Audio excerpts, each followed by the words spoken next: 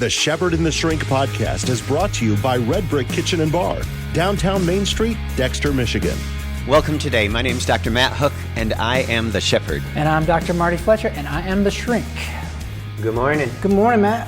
How are you? I'm awesome. I just got back from Guatemala. Yeah, how was that? It was incredible. We were in Barrias, which is not a tourist spot at all, and there were 7 of us there from a church, and we visited this village of a little boy that my wife and I had taken care of for 6 months. Felix. Right on. Yeah, and it was great. We put in stoves wood-burning stoves for everybody in the village that uses half the wood, and if you've seen how they carry wood, it's better for the environment, better for their lungs. They can do so much more with their time. It was really exciting and a whole lot more. So that is actually relevant to what I want to talk about today, what our topic is, because someone who went on that mission with you mentioned something. He's a young man too. He said, I saw something there that we don't have here in the United States. Okay? Yeah. And what is that? He says, well, we have all the material things here, but they have something we don't have, which they have love in the community. Love in the community. Totally. You know, it's fascinating. It's my second time being in this particular village, and it's like they have everything that we as Americans, with our busy schedule and all of our technology, they have something that we're looking for. And they have some mental illness, but not to the extent that we have, and the angst and the right on. And this is people living in extreme poverty. Right on. You're right about the mental illness issue, because anxiety is a condition of affluence. Interesting. And so the United States has it in spades. Yes. So let's look at it this way, because like we just did the State of the Union last night, and if we want to look at the divisiveness in the country, that's a great place to look. Talk about anxiety-inducing. Absolutely. So today, that's what I kind of want to talk about, because I think we're in trouble. I really do. I've been watching this happen. It wasn't like this to this extent when I was younger. It really was not like that. We are becoming so. This lack of civility is going into hatred, and where there's hatred, there's destruction. Okay, so that's our. But here's the good news. We have a remedy for it, and there's a way out of it if we will do it. Right. Yes. You know, it's amazing. Jesus said that if I hate you in my heart, that's the exact same thing. God sees that the same way He would see it if I were murdering you. Yeah, that's right, and it leads there. It's on that continuum. Look, anger. Remember, every emotion wants to complete itself, right? So joy wants to express itself, right? In a smile or a good deed or something like that. Anger wants something too. It wants to complete itself, and what it wants to do is it wants to harm. Think it through. When it's with a person, or even like I say, like I always use the jar, you know what I mean? Like because that's what makes me mad. If I can't get the jar lid off. Is that a big problem for you? Does it look like it is? I don't know. I'll get the can open. Here's why it's not a problem. So sauerkraut's vacuum sealed, and I didn't know it. So I'm just like they're struggling with sauerkraut. Guns out. So then what I do is I just pop it, and then it goes, and then I've got the sense of accomplishment. So I use this and not this. Oh right? yeah. So, okay. Well, here's my question. In psychology, how much do you study literal emotions? It's all about. Look. Our motivation, emotion is motivation. Like we may lie to ourselves and think that we're thinking rationally. Most of the time not. The important decisions are made on emotion. Why did you marry Lee? Well, I had this checklist and I was checking down, and it wasn't like that. It was how you felt. It's emotions, and it became personal. Absolutely, and it moves us. And people come to see me because how they're feeling, right? So that's very important. So I'm seeing 3 poisons right now. Okay. We're either going to gain a bunch of fans or lose a bunch of fans. I don't know what, but I'm going to tell the truth as how I see it, because I study this and I think about it a lot. And also, I've violated all of these things. We're dealing with this ourselves. Absolutely, I am. So I'm no better. Okay, 3 poisons that I'm seeing in our culture that's destructive. Outrage, entitlement, and tribalism. Interesting, those 3 things, because how is Hasatan, the enemy, the deceiver, how is Satan described? As 3 things. As a deceiver. As a liar, as a deceiver. Liar, yeah. As a divider. Yes. Diablo, as a divider. And the other thing, the accuser. The judging. That's what those words are. From the beginning. From the beginning, that spirit has been roaming around. And what happens when we're exposed to it, if we don't have our armor on, our shield, and know the way, it will get inside of us. And when it gets inside of us, it can spread to other people. That is what I'm seeing right now. Well, the first thing that Satan said to Eve, Genesis chapter 3, if you want to read it, he says, did God really say, ooh, yes, you will die if you eat this one thing? Exactly. And now you do the thinking. Right. Maybe now there's doubt. Right. Maybe he didn't. Yeah. He's subtle, isn't he? Everything we know is because someone told us that. Exactly. Oh, I mean, oh man, I just did a radio show on this, and it's, ask yourself, how do I know this is true? Because of what I'm seeing in terms of the news, like there's stuff going on down in Washington, D.C., which is a long way away from us. And it's causing people to hate either Pelosi, Trump, whatever. He's the divider, so we have tribalism because he's the divider. And how do you know that's true? How do you know? You don't know any of those people. So if you're going to let hate in your heart, and you're going to let something rob you of love, why are you selecting that? Who told you? Right? It's gossip right now. What I'm seeing in terms of news is it's not information that we're going to use to make a decision. That's not being done right now. It's either gossip or activism, and I'm seeing all three of those things. It's rage bait, so we got the outrage. It's the entitlement. Triggering. And the triggering, and the tribalism too. Because if I'm going to hate another human being, I have to dehumanize them. Right? Remember the Pharisee says, who is my neighbor? Love your neighbor. Yeah. That's what Christ asked you to do. Who's your neighbor? Right. They try to break it down. Yeah. And it ends up it's the guy nobody expected. Speaking of neighbors, in a nearby town, something's gone viral because somebody said, go back to your country at a parent-teacher meeting. Yeah, I know. At a school. I know. And I have a few thoughts on that. First of all, I'm sympathetic to everybody there. That was a really bad moment. And I have the feeling that those words that he said will not be met with love and kindness. I have a feeling that that's just the beginning of something that's going to get really ugly. And it's going to spread to the children of him. It was a really bad moment. Imagine if everything that we said was recorded all the time. We wouldn't survive it. Our worst moments. I couldn't survive that scrutiny. I can't think of somebody. Actually, that was a really helpful thing. Imagine being judged only on your worst moments. Oh, Lord.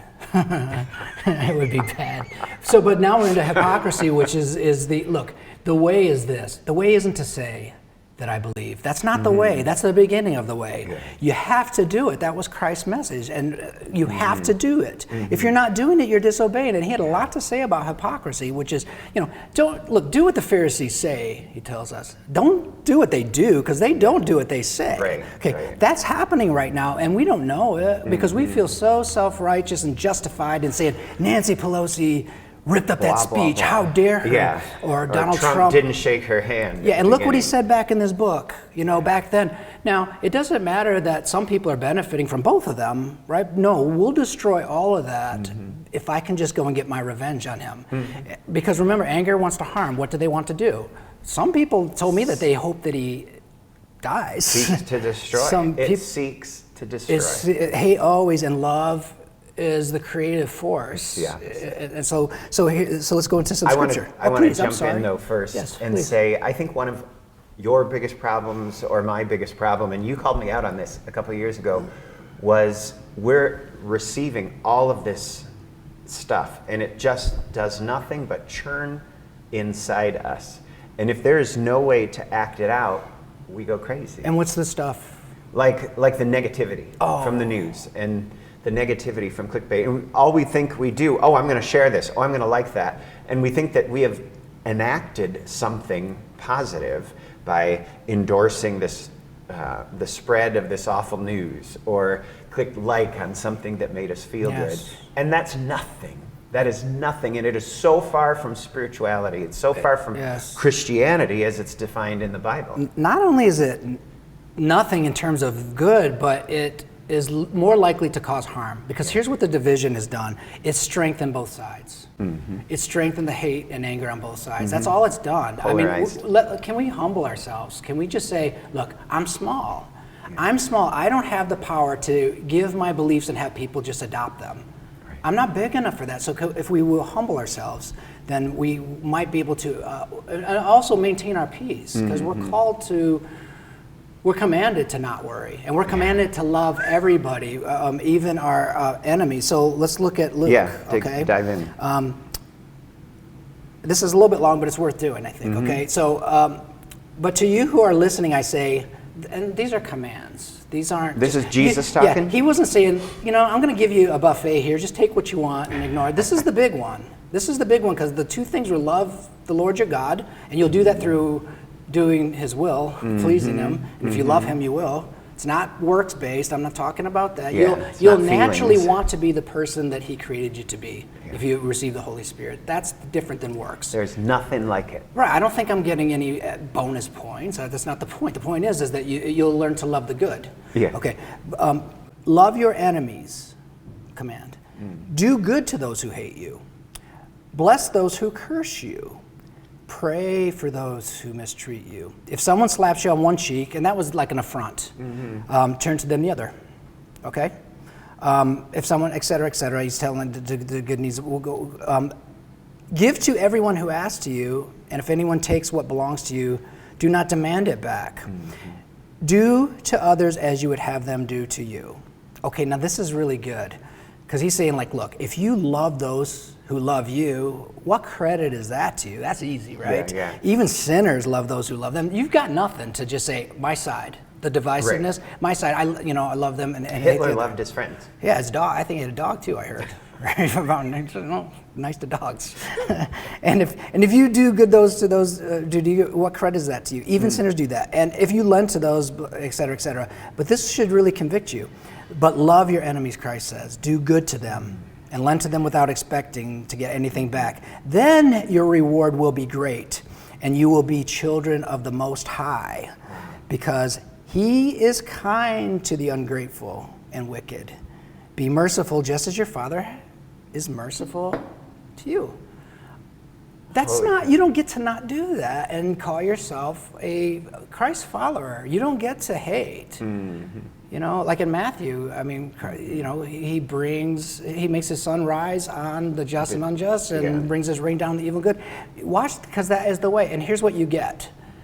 What do you get if you do that? If you really start practicing that and you get good at it, guess what you get immediately?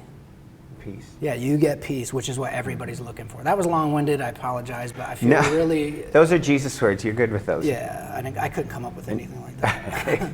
Okay.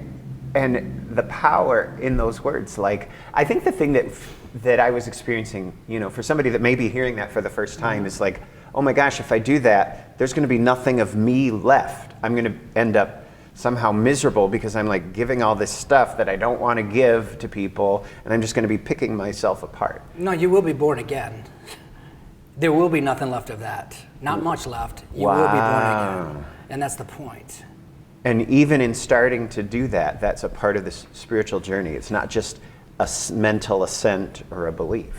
It's putting it in action. It's literally saying, God, you want me to pray for this person, even though I can't stand them, or I'm so done with them. Can I just hate him? Can I just hate Pelosi? Wow. Just give me that. Let me have that. I mean, who are you worshiping? Right. I mean, that's what I'm saying. Those are the three things. I look for division.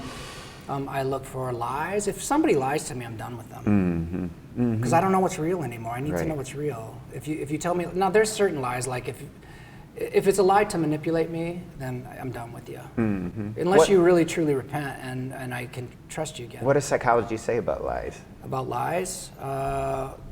It's opposed. It's opposed to lies. I mean, in terms of what? I mean, it's definitely not, they're different. Well, in a way, how much of what you see and how much of what I see when people come to see me is peeling back lies or peeling back assumptions that we've been handed that may or may not be true. Okay, so that's good. So we do deal in cognitive distortions. That's one variety of lies, because here's what I think. The truth will set you free, right? That was said. What I know is this: reality is a lot more gentle than the distortions. Whoa. It's when we fight reality that anger gets in. Because here's the reality of the situation. Trump is arrogant. That's a fact, okay? Whether or not you like him or not, hardly anyone will dispute that. To the degree that I fight against that reality and fail to accept it, that will be the measure of my anger. And it can go all the way to murderous rage, okay? How about this? Here's a distortion. Nobody likes me. Now, if I believe that distortion, okay, now what I can live with is some people don't like me, right? I'm sure that we're making some enemies just saying this because people don't like the truth, okay? And the truth is that we all could improve on loving the people that are hard to love. And we can all be, so there's a lot about lies. Oh, yeah.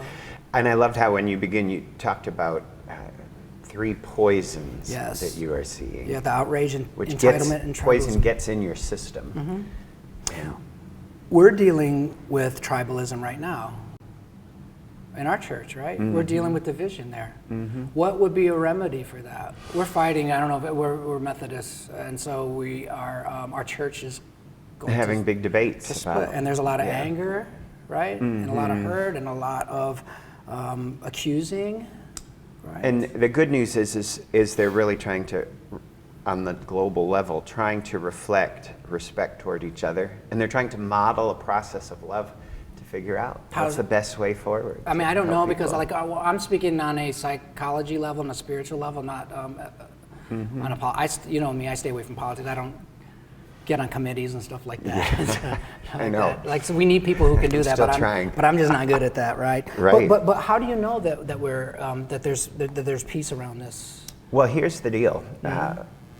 If you want to talk about a cure for this poison, if you want to talk about division, if you want to talk about tribalism, if you want to talk about clickbait, if you want to talk about triggering, there's one of the most famous passages in Scripture that dives into this. And it's probably familiar even to people who have never been on a Sunday morning, any kind of a church service. Okay. It was written by the Apostle Paul to a church in Corinth, which is still a city today that you could visit, in the 1st century, and it's 1 Corinthians 13. Yeah, so let's do this because this is so good. And remember, it's the Bible is meditation literature, so you don't just read it once and go, oh, got that, I'm going to move on to the next thing. Sit with this. Work through it every day if you can, or for as long as you need to before it gets inside of you. But really think it through and what this means. So this is really good, I think. What's fascinating about it is we hear it mostly at weddings. And this beautiful verse that reads like poetry and is so inspirational. And if you're going to see anything in a calligraphy piece of artwork, chances are it's a chunk of 1 Corinthians 13. Yeah. But 1 Corinthians 13 was not written for a beautiful ceremony of a wedding. It was written to a church that was disintegrating.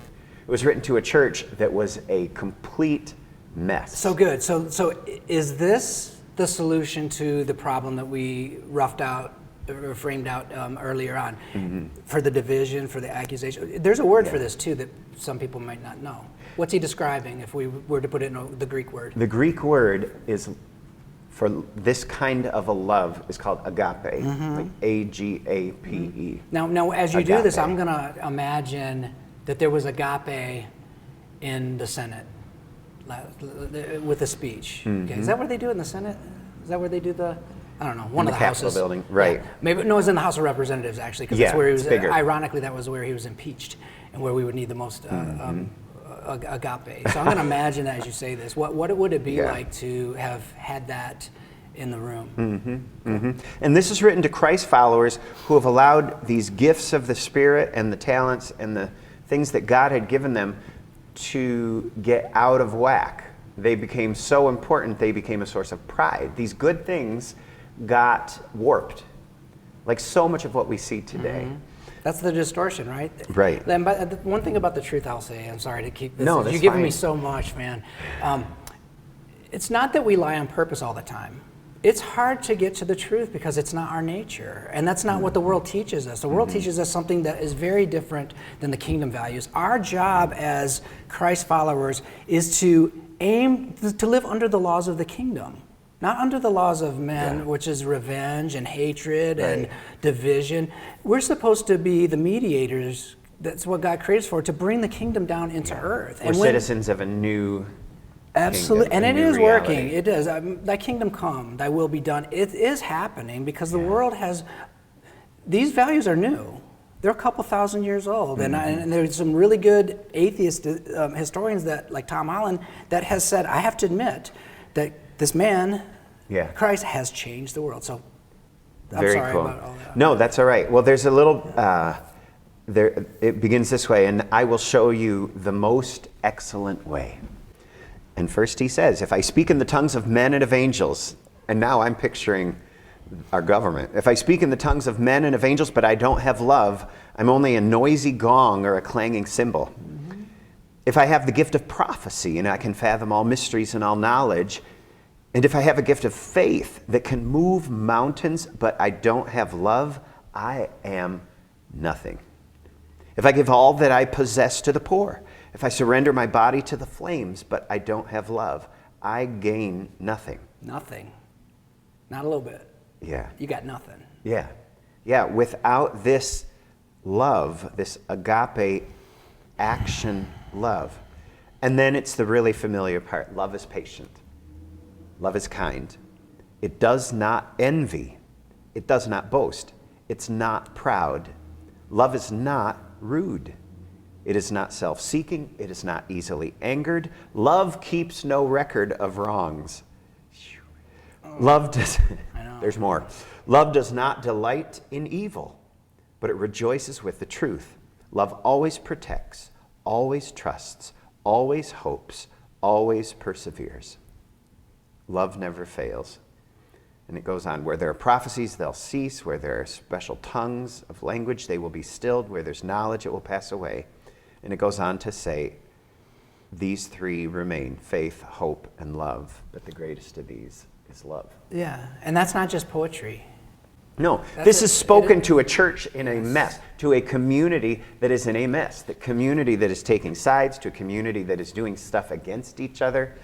And Paul writes this, and it's like the Spirit inside Paul, the Holy Spirit inside Paul, just like amplified it for all communities, for all ages, for all generations. I would say before we point out the lack of that in someone else, we better start looking at ourselves. Yeah. Okay, there are records of wrongs being kept, right? Mm-hmm. There is pride. Mm-hmm. I mean, just the pride of me coming out to condemn another human being. Yeah. That's the one of the least humble things I can think of for me to do. Yet people just do it automatically. And I'm not saying they're bad people. They're not. We've all done it. Okay. They just don't know. I imagine Christ just shaking his head as he was carrying the cross, and his thought was, if they knew what I knew, they could do it, but they don't know. Yeah. But you're making another point by extension, I think, which is this. I'm going to use me. If I'm going to call myself a Christ follower, I have to know that John 13:35, by this all men will know that you're my disciples, Christ said. If you have love for one another. It's all over the scriptures. How are we missing it? Yeah. How are we missing it? It's all over the place. Listen, you guys, this is the thing. This is the goal. This is the path. Yet we get caught up in these other things. Right. Like, Right. All this stuff to care for one another. And that's the problem. Loving the world in general isn't that hard. But it's loving the people around us that can be a major challenge. Okay, so what encourages me in that is I'm learning as I do this that love never fails. Okay, I'll give you want to hear an example of it? Yes. So, okay, I just, for lots of reasons, I don't like being treated rudely. Like I'm extra sensitive to it, like, because the old me is like, what? What did you say? You know? Right. That's pride, lack of humility. So there was a guy in the gym, and like this guy weighed like $130 soaking wet. But he's riding me like, you're hogging equipment, like, and I'm like, and first thought is this, and you can't control your first thought or your first feeling. It's conditioned. I heard every time that had happened to me before, and my whole thing is like, oh yeah, especially that hit me easy because I can win. So then I get past it. I go, you know what? I'm gonna fight my nature. I'm gonna do what the kingdom values are, and I'm gonna go against my nature. It changes everything. And I was really nice to him, and I said, hey, we get along in here, and whatever. If you need that, we'll work in and out or whatever. And then he let me, and then I thanked him. Okay, and then I kept doing that, and then the last. Now he's talking to me about Apple Watches, and he's like a little kid, he's just like so excited about his life and telling me about his life. What if I'd gone with my nature and not shown him kindness and love? It would have grown. I would have spread the disease. Right. I once heard shepherds, pastors are called to be spiritual environmentalists. Oh. And by your reaction to that guy, you created an entirely new environment. Yeah. For the two of you that can't help but spread to anybody else that's around there. Yeah, but the important point for me is that it's not in your nature. No. Admit that it's not in your nature. But there's a moment before you trigger where I think you can meet God. Yes, absolutely. But when I say I have to go outside of myself, I mean that technically. When I was reading that and with the Spirit, in the Spirit, when I surrendered my interpretations and said I'm just going to be as open as I can and as innocent as I can and read this, then I got the meaning of it. And my response was like the last line in Judges, right? Yeah. That really convicted me, and I go, this is exactly what I did, is that I was doing what was right in my own eyes. Yeah. Okay, and I'm seeing that. Judges is a book in the Old Testament where for 400 years it was very tribal in the land of Israel. And everybody basically kept falling away from God. God would raise somebody up that was called a judge, that would be like a regional leader, often a military person. And they would reclaim their identity, but then everybody would do what's right in their own eyes. And there's some horrific stuff in there. Horrific, that I don't even want to talk about here. It's brutal. But it ends, the entire book of Judges ends by saying, in those days, everyone did what was right in their own eyes. Is that happening today? We call it situational ethics sometimes. Yeah, it's happening today, and people will twist the truth. And I'm not saying they even mean to. They just don't know their nature. Yeah. They'll know your nature because it's obvious, right? I can see it. You are a pig, and you are you're rude, and you're meanwhile they're expressing rudeness in the very act. It's what's called a performative error, performative paradox, where I'm demonstrating rudeness to you as I condemn you and decry your rudeness. Wow. I'm seeing that all over. I saw it on Facebook this morning. Yeah.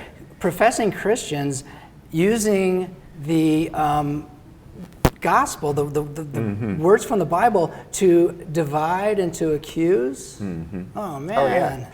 I heard someone say, in a cartoon, I can tell they're a judgmental person just by looking at them. Yeah, exactly. That's a performative error. That's exactly what happens. And we've all done it. Like, we're not picking on anybody because we've all done that stuff. Yeah. And that's why we need this alien nature. And when you were reading Jesus' words there, you have to love your enemies. Pray for those who persecute you. Offer, if somebody slaps you on one cheek, offer them the other cheek. Yes. So crazy. It's really denying ourselves, which we can't imagine doing because we're going to give up that portion of ourselves and there's going to be nothing left. But like you said, that's where the new life begins. You want to give up that portion. Once you what am I hanging on to, for crying out loud?